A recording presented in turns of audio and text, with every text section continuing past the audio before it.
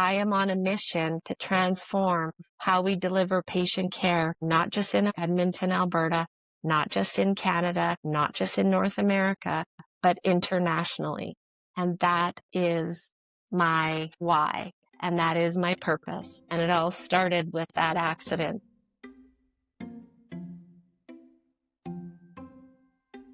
Welcome to NGBi Lab, a podcast about innovators and disruptors who are creating the next generation of companies in Canadian life sciences.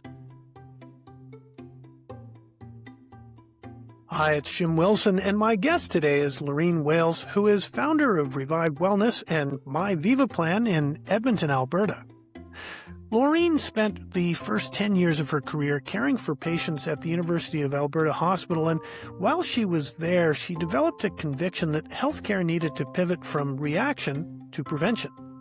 Through Revive Wellness and now My Viva plan, she is scaling personalized preventative healthcare by combining clinical expertise with digital health technology. What makes Loreen's journey especially compelling is that it was shaped by a life-changing accident when she was 19 years old. You will hear that experience is what helped fuel her mission to transform how patient care is delivered in Canada and globally. This podcast was recorded in 2024. Loreen, welcome to NGBi Lab. Thank you, Jim. Thanks for having me. It's a pleasure. I'm looking forward to speaking. Our discussion today is a bit of a departure from our regular format in that, well, you're not a startup and you're focused more on kind of health sciences than life sciences, but your story is so inspiring and one that I thought, well, I know our listeners are going to appreciate hearing. Oh, well, thank you. I don't really feel like it's anything special, but I guess that's what you feel after you live it day in and day out. It's just my story. It seems weird lots of times, and it feels like a journey that has taken me not on a straight, narrow path, but through the woods, the ocean, the forest, the fires, but all over the place. Before we talk about your company, I'd like to give our listeners some background knowledge about you. You've got a Bachelor of Science degree in nutrition from the University of Alberta and a Bachelor of Arts degree from U of A in psychology with a minor in sociology. Correct. Where did your interest in nutrition come from? To be honest, I was 15 in the hospital having surgery on my knee, and my roommate had anorexia. And I was fascinated with that and really saddened at the fact that food had so much control over her life. And my mom was a nurse. I wanted to do something in the medical field, but I knew, given that I was a kid growing up with a parent that worked shift work, had zero interest in becoming a nurse or a doctor because I didn't want to do shift work. And then this girl and her journey just kept percolating in my brain. And so I asked my mom, what could I do that could work with people to help them have a good relationship with food? So dietitian came up, and that honestly was truly the start of the inspiration and why I chose nutrition, as well as committed to doing a psychology degree even before I started my nutrition degree. I thought to myself, well, it isn't just about nutrition and working with people who have eating disorders. It's also about the mental health component to it. So got out of high school and I said, if I'm going to take that step through the door into post-secondary, that I needed to commit to 7 years of education to do both those degrees. And that's what I did. You also had a severe accident in June of 1991. I don't want to get too personal, but could you share some details about that? I was done my second year of university and went home to Grand Prairie for the summer, and right into a summer off, I was going through a green light and I was hit by a drunk driver. Wow. And it was interesting because I had just dropped off a friend of mine. We had gone to a movie, and I was supposed to get out to go visit his parents. They weren't home. I had unclipped my seatbelt but I didn't open my door. And back then the seatbelt was through my door, but because I didn't open the door, it just laid over top of me. And so went down the block, turned the corner, went to go through the green light. And there was this voice that said, Loreen, your seatbelt's not done up. And that was the last thing. I just remember clipping my seatbelt in, and the next memory that I had was waking up in the hospital, strapped to a stretcher, screaming at the top of my lungs when I came to, and just everything hurt, and I had no idea what happened, and I just kept coming in and out of consciousness. That was definitely a game changer for me. The doctors, everybody told me that I should have died. They that the only reason that I survived is because I was broadsided and I didn't see it coming. So he broadsided me on the driver's side, and they had to use the jaws of life to get me out. And so I had a lot of internal injuries, but I didn't break a single bone. And that's why I became like the doctors and residents every morning in the month that I was in the hospital, coming in, flipping the sheets up, saying, okay, look at the whole left side of her body is literally black. She shouldn't be here. This is a miracle that she actually survived. And that changed my life in so many ways, because the whole concept of who told me to do my seatbelt up? Where was that voice? Where did that come from? Wow. That has sat with me for a long time. And I wasn't even in my psychology degree at the time. I was in my nutrition degree, and the doctors told me that I wasn't going to be able to have kids. That I wouldn't be able to carry a baby to full term because my pelvic bone was twisted so significantly. I had a lot of internal bleeding, lacerations, lacerated spleen, collapsed bowels, rib cage pushed in. Yeah, I mean, there was a lot of internal injuries. And they said, you can't go back to school in the fall. And I thought to myself, well, seriously, what am I going to do? So I got out of the hospital after a month, had to learn to walk again because I had to use a walker to walk and then a cane. But then come September or the end of August, I said to my parents, sorry, but I have to go back to school. I'll lose my mind if I don't go back to school. It's all I've known. I'm going into my third year. And so the doctors were really quite upset with me. My parents weren't that happy with me.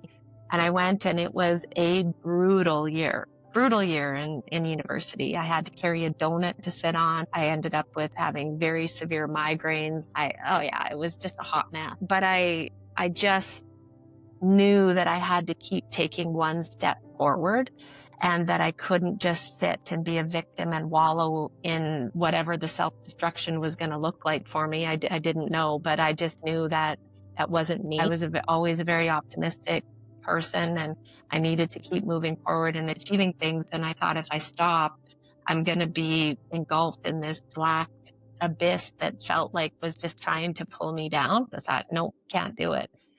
So I went back to school, brutal year, got through it halfway through the year, February. I was looking at all of the medications that the doctors had put me on, and none of them were helping me at all. I was living with a lot of pain, just a lot of issues and stuff. And I realized one day that I just couldn't do it anymore. And so I took a piece of paper. I went and I threw all of the medications in the garbage, and I sat there with a piece of paper, and I divided the paper in half into two columns, and I wrote at the top of each of the columns, good on one column, bad on the other. And then I told myself that I had to sit there and write out what good had come out of being in this accident. And I was not allowed to fill out the column that said bad at the top. I couldn't write anything in there. 3.5 hours later, I had one thing written in that column, and it was that it brought my parents and I closer together. That was it. And so what I committed to doing, and again, this was before I had even started my psychology degree. I told myself that I needed to, every pain that I had, every negative thought that I had every day, I had to replace it with, yes, but this brought you and mom and dad closer together. And when I started to do that, what I started to see happen quite quickly is that, oh, well, then there was this other thing that happened that was good that came out of it. I'm actually feeling like I'm moving better. I'm finally not having the nightmares that somebody's trying to kill me. Oh, okay, right. And it kept building all of the positive things that had started to happen. And when I went in to do my psychology degree, what was interesting is I was actually practicing gratitude, and it brought me out of the mild depression that I ended up being in without having to take a medication. Hi, it's Jim. We're going to take a short break, but when we come back, Loreen explains how a shift in mindset began to reshape her thoughts about health, resilience, and the kind of care she wanted to create. Stay tuned. This is NGBi Lab, Canada's life sciences startup podcast. If you're not aware, the goal of this show and our other podcasts is to promote Next Great Big Ideas, Canada's Life Sciences Summit. NGBi is an annual national networking event for Canada's life sciences community, and we invite you to join us. For details, please go to nextgreatbigideas.com. Now, on that note, if you'd like to become a sponsor of the summit or the NGBi podcasts, please send us an email. My contact information is included at the end of today's show, and we look forward to hearing from you. Thanks so much for listening. Let's get back to our conversation. And so as I'm going through my nutrition degree to become a dietitian, as I'm going through my psychology degree to work with people with chronic health conditions like an eating disorder or other health conditions, diabetes, heart disease, you name it, this whole experience that I went through as I was doing my education, post-secondary education, helped me see the power of holistic approach to managing health and how absolutely critical self-care is and how incredibly important being grateful is, regardless of what's going on in your life, and how it can really just shift your mindset. And so I finished my degree. From the time that accident happened, I would say, Jim, there was something percolating inside that I still to this day don't necessarily understand, but I wasn't meant to die that day. I didn't die. They told me I should have, and I didn't. And so that made me realize that for whatever reason, whoever that voice was, I'm still here on this earth, and I'm not going to waste any minute, any day. I need to figure out what my mission in life was. And so I finished both my degrees, and I thought, okay, well, that's an accomplishment. I got married to an amazing man, traveled the world for the first 9 years of our marriage because I was scared to death to even consider having kids because I was told I probably would never be able to. Got hired at the University of Alberta to work in the kidney disease area, which was a dream job, an amazing opportunity. Got to do amazing things within my career, working with people with chronic health conditions. And then 9 years after being married, and that wasn't enough. Like I have this amazing husband. We've been married 30 years now. I had an amazing job. And it was kind of like, yeah, okay, these things are great, but there was something missing. And 9 years into our marriage, I decided to be brave enough to attempt to try to have kids. And we were very fortunate that we were able to have two, but the pregnancies were brutal. I had to wear a brace. So yeah, the doctors were right that I was going to have issues. I did, but knock on wood, I was able to have two children successfully. And again, did that feel amazing and an accomplishment? Yes, it did. But there was still this part of me, there was something missing. And I remember many times thinking, what is your problem? Like, seriously. And I then, after 10 years of being at the U of A, working with people with chronic health conditions, realized that I needed to go and take what I learned and all the research and the clinical education that I did there and help prevent people from coming into this space. So I started Revive Wellness in 2006, then dove into primary care work. And what was interesting about Revive Wellness, it was a group of private practice dietitians. Back in 2006, what's hilarious about that is that we were the only group of private practice dietitians in North America. Really? Yeah, in North America. Anyway, there was no blueprint to look at and follow. We were pioneers. We had to figure it out. And then I decided, well, what do I know about running a business? I'm a healthcare professional. And what do I know about primary care? Because I've spent 10 years in tertiary care. So then I went and got a contract with one of the primary care networks in Alberta to learn about primary care. So did that for 7 years. And all this time, this feeling of, it just feels like there's something missing, was still there. And I mean, I had an amazing, like building the business and building the whole program with the primary care network, a fantastic experience. And then one day they decided, and we always knew that it would happen when we built the contract big enough that they would take it in-house because they were paying us a management fee. And so they did that back in the spring of 2013. Sorry, they being The primary care network that we were working in Alberta. with in Alberta. So here is the next pivotal moment that happened, and we call it was just this aha moment that I had in April of 2013. I was sitting in the office with one of my team members, and I was reflecting on my whole career and this emptiness, this trying to figure out what I was seeking and trying to figure out in my life. And it hit me that, you know what?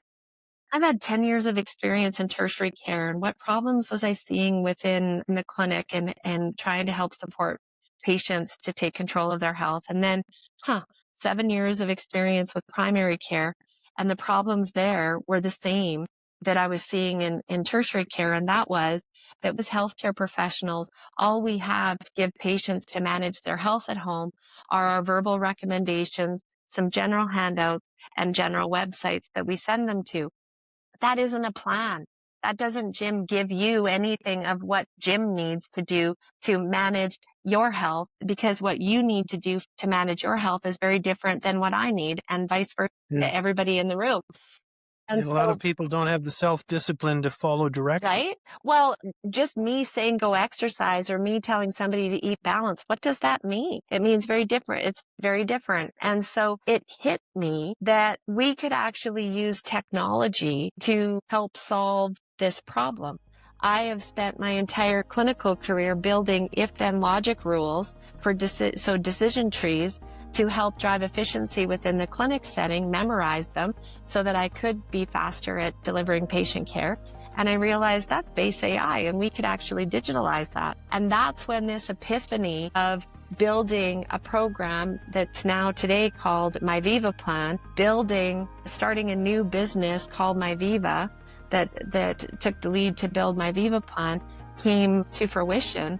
And that's the journey that I've been on for the last 11 years of building out this holistic digital health program. And it finally hit me one day. I said to my husband as we were out for a walk with our dogs, I said, okay, I think I did it. I think I figured it out. And he's like, what are you even talking about? And I said, you know how throughout our marriage, I said, I've talked to you about how I feel like there's justice and something missing, something that I'm supposed to be doing, and I've been trying to figure it out. And he said, yes, I think I figured it out. It's my Viva. Wow. I think it is because my whole vision and my whole purpose in the 27 years of being a healthcare provider was to take what I learned in university, in being a healthcare professional, and figure out how to scale that process and that ability to be able to help teach people to take control of their health and give them the right tools. We've digitalized that, and I am on a mission to transform how we deliver patient care, not just in Edmonton, Alberta, not just in Canada, not just in North America, but internationally. And that is my why. And that is my purpose. And it all started with that accident. Thank you so much for sharing that. I'm speechless. And I often ask people, what's your motivation? And ever come a time where you thought that you couldn't move forward, and anything business related pales in comparison to your personal journey. And I'm sorry you went through that. I'm not. What an amazing outcome. Well, I see that huge silver lining, but I'm still trying to digest this. And what an amazing story. So you founded this company. How did you finance it? So I bootstrapped it for the first 4 years through Revive Wellness. And Then I had some amazing advice. Actually, my husband's uncle, he's been an amazing mentor and he's had his own business. And I said to him, okay, do you think I'm crazy? Like, here's what my vision is. This is where I've taken it so far. And he said, I see the vision, but he said, here's one thing that I need you to know. You've taken it as far as you can take it on your own. If you want to see your vision through to the end, you're going to have to accept the fact that you've got to go out and do a private equity raise to raise the funds to be able to help you get there. That scared the living daylights out of me. I'm a healthcare professional. What do I know about that? Sure, I bootstrapped it for 4 years from my other business, but private equity raise? So again, somehow, some way, I ended up pulling together a prospectus with Myers Norris Penny, going out, and I found nine investors that I brought on as of 2017 that are still with me today, that lived through the pandemic with me. Apparently that's rare. What do I know? It's my journey, and I've never been on another one to know anything different. But the other piece of advice I was given is go find smart money, and I did. And I went out and I asked. I was looking for people who had built a business from scratch, people who had IPO'd a business, people who had gone through a merger acquisition. I didn't need anybody in the healthcare space because I had enough of that experience to understand that sector. I needed business. I need people who had experience in business, people who had scaled companies internationally. So that's what I have in my group of 9 investors. Those 9 investors believed in the vision, and they still to this day. What they didn't know and what I didn't know is that the digital health sector is one of the toughest sectors out there to build equity in. The long sales cycle, the resistance of healthcare professionals wanting to engage in using technology. And prior to the pandemic, we commercialized the technology in 2018 and we were starting to gain some traction, but then boom, the pandemic happened. And one of the biggest pieces of resistance before the pandemic was this realization that, oh gosh, this is going to be a long road. And how are we going to figure out how to pivot and find success? Then boom, March 2020 happens and we go into a full lockdown. Funny enough, we had the digital technology that we built. I had also in our bricks and mortar clinic pivoted and introduced virtual counseling in 2019, which I had some of my staff leave. Some clinicians were outraged that I was actually recommending that we offer virtual care to our clients. And it left. And then boom, pandemic happens. We didn't have to pivot at all, Jim. We were able to just continue with patient care the way that, aside from saying to patients, we're now 100% virtual, right? We were able to just continue on because it was all set up. Hi, it's Jim again. When we come back, Loreen talks about what happened when the pandemic hit, how her early decision to embrace virtual care changed everything, and why being prepared made all the difference. Stay with us. You're listening to NGBi Lab, Canada's life sciences startup podcast. Hi, it's Jim. I'd like to take a moment to explain the goal of this podcast is to shine a light on up-and-coming startups in Canadian life sciences. We hope you enjoy learning about the next generation of companies in the sector and the people behind the ideas. We also hope you like what we're doing, and we have a small favor to ask. Please promote us on social with the hashtags NGBi Lab, NGBi Podcasts, and NGBi Summit. By the way, if you are a startup founder who is working on one of the next great big ideas in Canadian life sciences, or you know someone who is, please reach out to us. My contact information is at the end of today's show, and we look forward to hearing from you. Thanks so much. Let's get back to our conversation. How large was your team at that point? My team at that point, I think there were 6 or 8 dietitians, I think, at the time that I had. So the team as a whole, back at the beginning of the pandemic, there were about 15 team members. Edmonton? No, we've had some kind of living here, there, and everywhere throughout Canada. So when the pandemic happened, then 95% of our revenue from Revive just plummeted in that first month. So our bricks and mortar clinic revenue just went right down. And I ended up having to furlough 90% of my staff. And this was the other bizarre thing that happened, because they all came to me and said, well, okay, we get it, but we can't leave. We have to volunteer. And it brought me to tears. And I said, no, I can't ask you that. And they said, well, we believe in this vision. We're not going anywhere. So too bad. You don't get a say. Like Wow. we're continuing to do our work, and that's just the way it is. I never lost a single staff member.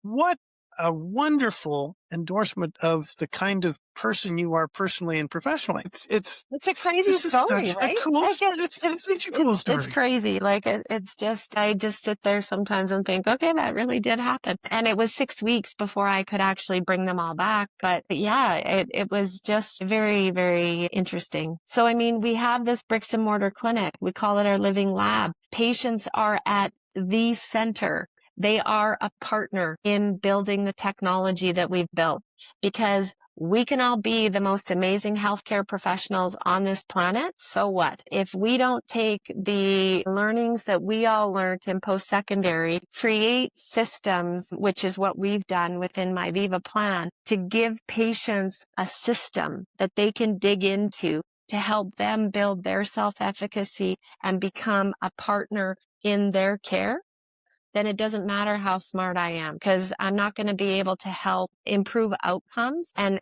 help individuals take control of their health. And so for me, it isn't just about like, yes, okay, the ROI on the investment that we've made, absolutely important.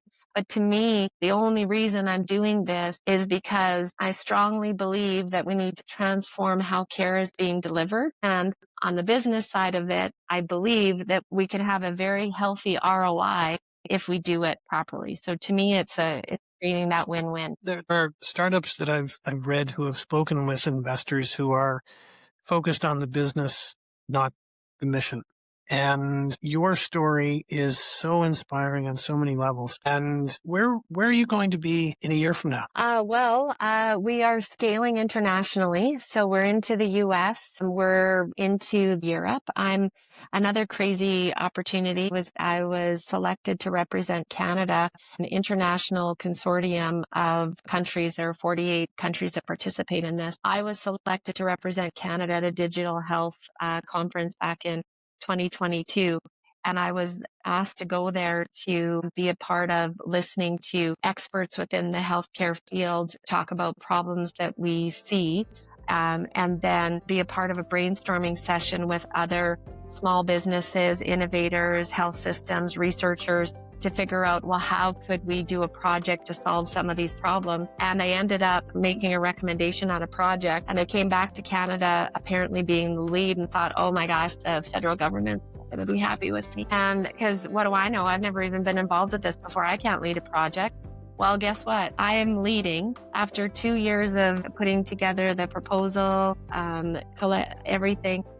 I am leading. I have one of the top 3 largest consortiums, the top 3 rated consortiums for an ITF4 project, with 6 countries and 30 partners. So 6 European countries. And so when you say, where am I going to be? I told the federal government yesterday in a conversation, you guys handed me a gift, because when you think about how you're going to scale and what other markets you're going to go into, you need to go and have boots on the ground and build relationships in these other markets to determine and to vet them out. I have 30 different partners in 6 different countries. I'm getting to work with top research institutions, top innovators, big industry partners to build these relationships in these 6 different countries. So we're already looking into Spain, to these 6 countries in Europe, and also the UAE and the US. So our technology is standing up internationally. I'm living out my vision, Jim, and I'm not going to stop until it's done. That is so cool.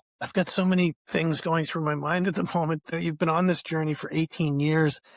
And many of our listeners are just considering perhaps following the path that you've taken, taking an idea and trying to be an entrepreneur. Is there any advice you would give to them? Well, here's one. I've often said I think that my cheese must have slid off my cracker to make me go down this path of the digital health. Well, but naivety is absolutely a good quality to have when you go down the path. But why I share the story I did with understanding what was really driving me to do what I did, it comes from a very deep place. Being an entrepreneur, seeing a vision all the way through to the end, that's not for the faint of heart. No. Not at all. You are going to feel alone. You are going to have many sleepless nights. It is going to be a roller coaster ride of emotions nonstop. And what keeps my feet firmly planted on the ground is that at my core, many people have asked me over the years, do you believe in what you're doing? And I said, I've bet my kid's life on it. It's at the core. This has to happen. I've experienced it for 27 years being a healthcare provider. I know this inside and out, blindfolded, upside down, whatever way you want to throw it at me. I understand this. And so for me, that's what keeps me coming back. That's what makes this not feel like a job, not feel like a grind, even though it is a grind. And so you need to be prepared for that. And you need to know that it isn't just as simple as going and building a pitch deck and having a brilliant idea and saying, oh yeah, here you go. Here's the hockey stick projection of revenues. It takes 10 years to build a business. 10 years. And so people have been saying to me, congratulations on your overnight 10-year success, right? It doesn't happen overnight. And the companies that have success at the beginning, well, I've seen many of those fall flat on their face in 5 years, in 2 years' time. So you can have, sure, short-term success, but you've got to be thinking long-term. You've got to be thinking about, well, if it's a widget that you're building or whatever the product is, don't just build the product. You actually have to build a business. You have to put systems and processes in place. And so as soon as you start, you need to keep that in the forefront of your mind as you're actually going along this journey. So that wasn't just one piece of advice, because there isn't just one piece of advice, unfortunately. Yeah. Well, and you have had such an amazing journey. And one of the great privileges I have is to sit down with people like you who are so focused on helping people. It's not about the money. And the people that we meet at the conferences that we attend, you quickly find out what someone's all about. And the genuine people that I bump into, like you and others at that conference, you look at them and you go, wow, that is such a cool person. And I thank you for this. I had no idea what the background was, and I really appreciate you sharing it with our listeners. I look forward to hearing about what is coming down the pipe. I understand that there might be some major announcements in the near future, if I remember our conversation correctly, and I'm sure people are going to turn their heads and go, where did that come from? Must be an overnight success and 18 years in the making. Yes. Yeah, exactly. Oh, you're so lucky. That's the other thing. Oh, you're so lucky. Yes, because luck had so much to do with with the hard work and the grinding on a daily basis. Exactly. But The harder yes, you work, the luckier you get. exactly. Yes, so true. Well, thank you again for your time. It's been a pleasure. Oh, well, the pleasure is mine, Jim. Thank you for the invitation to be on your podcast. It's been a pleasure chatting with you. That was Loreen Wales, who is a registered dietitian and entrepreneur, founder and CEO of myvivaplan.com and owner of revivedwellness.ca. This podcast was researched by Xenia Pinto and edited by No Limit Marketing.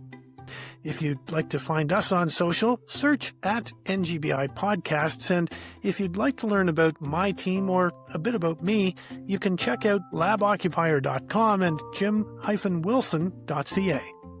If you'd like to get in touch, email is always best. My address is jwilson@leonard, that's LENNARD.com. Thanks so much for listening. See you next time.